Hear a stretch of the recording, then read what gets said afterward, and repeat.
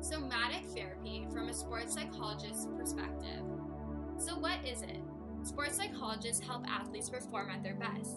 They have the ability to function as trainers, therapists, or consultants for an athlete. They focus on identifying and applying psychological principles that enable peak performance in sport, enhance an individual's participation in physical activities, and help athletes achieve optimum human performance. So where did it really all begin, and how did it begin? Sports psychology's roots go back to the late 19th and early 20th centuries in America.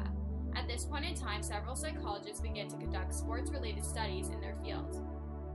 In 1898, Norman Triplett noted that cyclists performed better when competing against other cyclists in a race opposed to when they performed independently.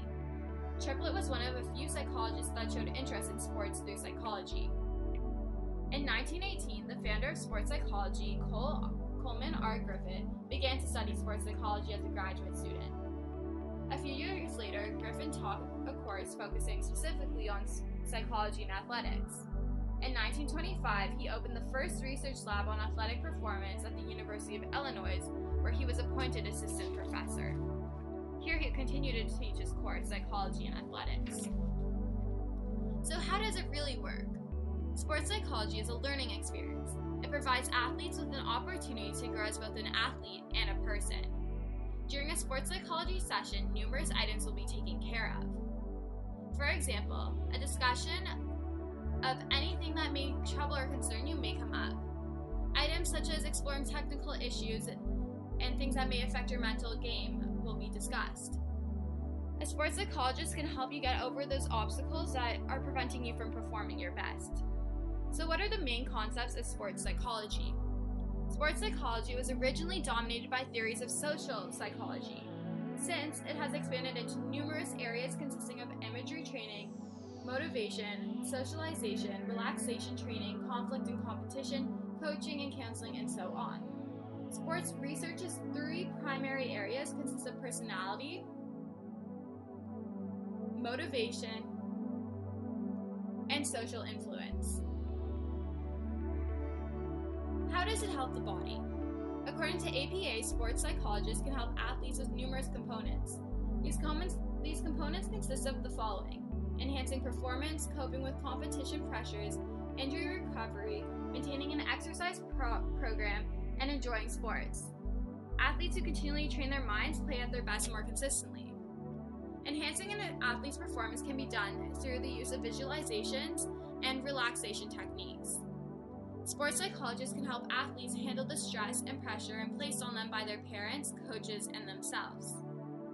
After an injury, athletes occasionally need help dealing with the pain, obeying their physical therapy regimens, or adjusting to being sidelined. A sports psychologist can assist an individual in achieving their physical activity goals through increasing their motivation and tackling any related concerns that they may have.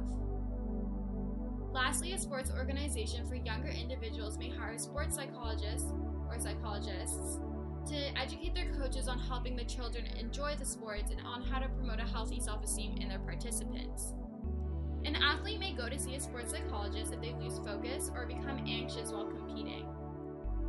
They may also go if they have trouble communicating with their teammates, have trouble motivating themselves to exercise, or have trouble controlling their temper.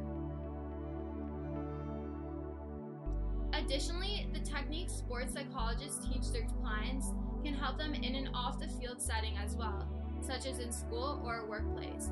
And this is very beneficial, so you can see that sports psychologists are not only beneficial to athletes, but also the average human as well.